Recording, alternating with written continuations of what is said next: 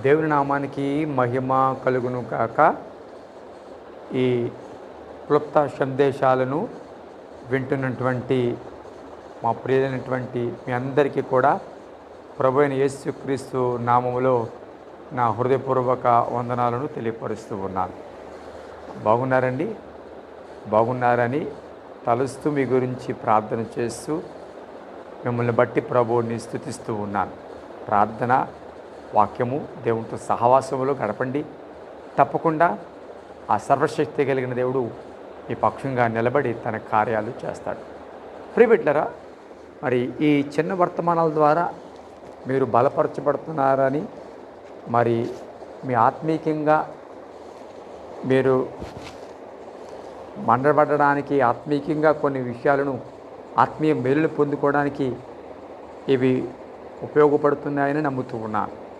తప్పకుండా అనేక మందికి షేర్ చేయండి. తప్పకుండా అనేక మందికి పరిచయం చేయండి. తద్వారా దేవుని యొక్క రాజ్యవ్యాప్తిలో అనేక మంది మేలులు పొందడానికి, ఆత్మీయంగా బలపరచబడడానికి నీవు కూడా ఒక పాత్రగా వాడబడుతున్నావు అనే సంగతిని జ్ఞాపకం చేసుకోవలసిందిగా ప్రభు పేరట మీకు మనవి చేస్తున్నాను. ఒక మాటను మీ యొక్క దృష్టికి వాక్య భాగంలో నుంచి తీసుకురావడానికి నేను ఇష్టపడుతున్నాను. కీర్తనల గ్రంథము నుండి 73వ సంకీర్తన.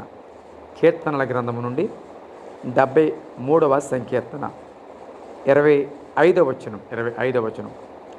ఆకాశమందు నీవు తప్ప నాకు ఎవరున్నారు? నీవు నాకుండగా లోకములోనిది ఏదియు నాకు అక్కర్లేదు. ప్రియబిడ్డలారా, దేవుని సన్నిధిలో అసలు దేవుడు ఉన్నాడా అనే ప్రశ్న చాలాసార్లు వస్తూ ఉంటుంది. అసలు దేవుడే లేడు అనేవాళ్ళు ఉన్నారు. వారు నాస్తికులు అంటారు. వారు దేవుడు ఉన్నాడని ఒప్పుకోరు. సరే, వారి విషయం పక్కన పెడితే కొంతమంది అసలు దేవుడు ఉన్నాడా అన్న ప్రశ్న వేస్తూ ఉంటారు. సాధారణంగా దేవుడు ఉన్నాడా అన్న ప్రశ్న ఏ సందర్భంలో వస్తుంది అంటే, మనకి నొప్పి కలిగినప్పుడు, అనుకున్నది పొందుకోలేనప్పుడు, దేవుని సందులో ఒక వింతగా ఆ అన్యాయం మన పట్ల జరుగుతుంది అని మనం అనుకున్నప్పుడు, అసలు దేవుడే ఉంటే ఎందుకు నాకు సమాధానం ఇవ్వట్లేదు, నా కన్నీళ్ళు ఎందుకు చూడట్లేదు అన్న సందర్భాలలో ఈ యొక్క ప్రశ్న, అసలు దేవుడు ఉన్నాడా అనే ఆలోచన వస్తూ ఉంటుంది. ఈ 73వ సంకీర్తన ఆసాపు కీర్తన. ఈ మాట మనం చదివిన ఈ 25వ వచనం, ఆకాశమందు నీవు తప్ప నాకెవరున్నారు అన్న ఈ మాటకు ముందు ఆ కీర్తన ప్రారంభం చూసినట్లయితే అన్ని ప్రశ్నలు, అనుమానాలు, దేవుడు ఎందుకు ఎట్లాగో చేస్తూ ఉన్నాడు, దేవుడు ఎందుకు భక్తిహీనుల విషయంలో ఎట్లా ఉన్నాడు అన్న ఆలోచన ఇక్కడ కనబడుతుంది. 73వ సంకీర్తనలో 3వ వచనం నుండి చూచినతే, భక్తిహీనుల క్షామము నాకు అంటబడినప్పుడు గర్వించిన వారిని బట్టి నేను మత్సరపడితిని. మరణమందు వారికి యాతన లేవు, వారు పుష్టిగానున్నారు. ఇతరులకు కలుగు ఇబ్బందులు వారికి కలగవు. ఇతరులకు పుట్టినట్లు వారికి తెగులు పుట్టదు. కావున గర్వము కంఠహారం వలె వారిని చుట్టుకొనుచున్నది. వస్త్రం వలె వారు బలాత్కారము ధరించుకుందరు. కృప చేత వారు కన్నులు మెరకలై ఉన్నవి. వారి హృదయాలోచనలు బయటికి కానవచ్చుచున్నవి.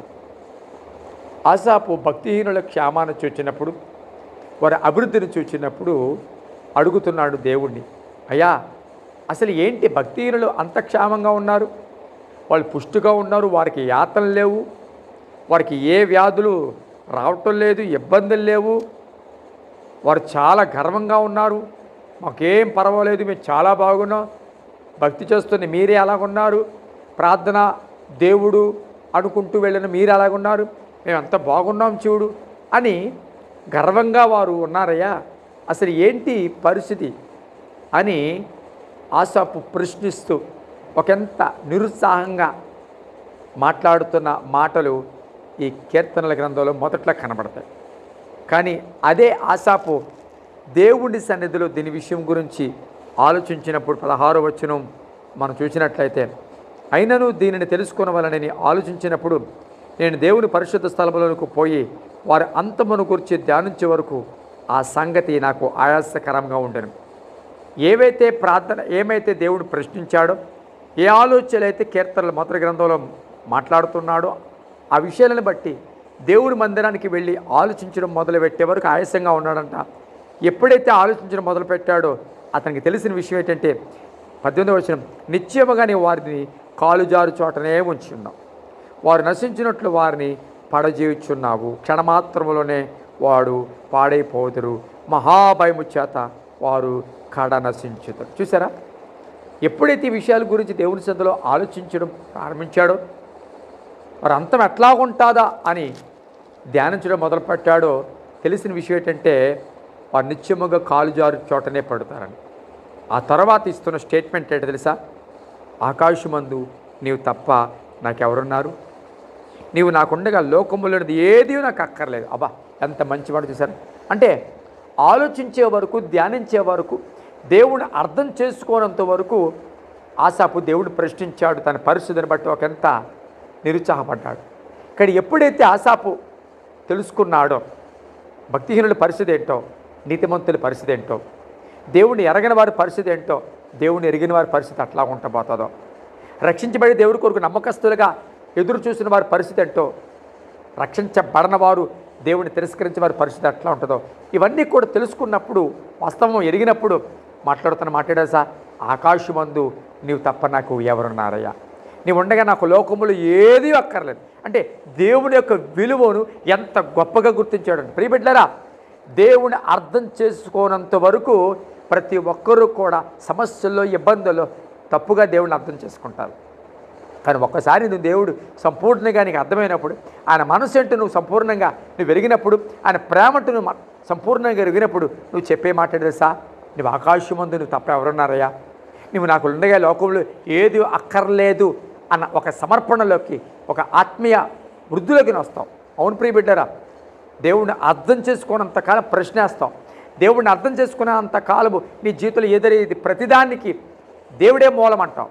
దేవుడిని అర్థం చేసుకోనంత కాలము సమస్యలన్నీ కూడా దేవుడు చూస్తూనే అనుమతించాడు. నీ జీవితంలో నువ్వు ఏడుస్తుంటే ఆయన నవ్వుతున్నాడు అనుకుంటావు. లేదు లేదు లేదు, నువ్వు ఏడుస్తుంటే నీతో పాటు ఏడ్చేవాడు ఆయన, నువ్వు బాధపడుతుంటే నీతో పాటు బాధపడేవాడు ఆయన. కాబట్టి ప్రియబిడ్డరా, దేవుడి మనసును అర్థం చేసుకోవడానికి ప్రయత్నించు, దేవుడి యొక్క ఉద్దేశాలను అర్థం చేసుకోవడానికి ప్రయత్నించు. నీకు బాగుగా ఆయన అర్థమైతే కనుక ఈ మాట నువ్వు చెప్తావు, అయ్యా నీవు నాకుండగా లోకములో ఏది నాకు అక్కర్లేదని చెప్తావు. కాబట్టి ప్రియబిడ్డరా, దేని బట్టి కురుగుపోతూ కుమిలిపోతూ ఒకవేళ నా పరిస్థితి ఏంటి, దేవుడు అన్యాయంగా ఉన్నాడా, నా దేవుడు నా ప్రార్థన వింటలేదా, నా కన్నీళ్ళు చూడలేదా, ఎన్నాళ్ళు ఈ పరిస్థితి అనుకుంటూ బాధపడుతున్నామో, లేదు, దేవుడు అతి త్వరలోనే కార్యం చేయబోతున్నాడు. అర్థం చేసుకోవడానికి ప్రయత్నించు. ఈ ప్రతికూల పరిస్థితుల్లో ఆయన మనసును గుర్తెరడానికి, ఆయన ఉద్దేశాలను, చిత్తాన్ని గుర్తెరడానికి ప్రయత్నించు. తప్పకుండా లోకములో ఆయన ఉండగా నీకు ఏది అక్కర్లేదని ఒక అనుభవంలోకి నువ్వు నడిపించబోతున్నావు. చిన్న ప్రార్థన. పరిశుద్ధమైన తండ్రి, ఈ మాటలు బట్టి ప్రార్థన చేస్తున్నాం. ఎవరైతే వారి యొక్క ప్రతికూల పరిస్థితుల, శ్రమలలో, కన్నీళ్ళలో అసలు దేవుడు ఉన్నాడా, ఉంటే ఈ పరిస్థితి ఎందుకు, ఉంటే ఈ వేదన ఎందుకు అంటూ ఒకవేళ ఎవరైనా కురుగుపోయిన పరిస్థితుల్లో ఉంటే ఆసాపు ధ్యానించినట్లుగా, ఆసాపుకు అర్థమైనట్లుగా, ఆసాపు గ్రహించినట్లుగా వారు నేను గ్రహించడానికి ఆసాపు చెప్పినట్లుగా లోకంలో నీవు ఉండగా ఏది అక్కర్లేదన్న ఒక అనుభవంలోకి నడిపించండి. అవును ప్రభా, నీవు మాకుంటే చాలయ్యా, ఏ పరిస్థితి అయినా ప్రభా నీకు వందనాలు. ఈ మాటల చేత ప్రతి ఒక్కరిని మీరు బలపరిచి పురుకొల్పి నిలబెట్టమని, మీరు ఆఖరికి సిద్ధపరచమని యేసు నామమున కూర్చున్నాం తండ్రి. ఆమేన్. Thank you.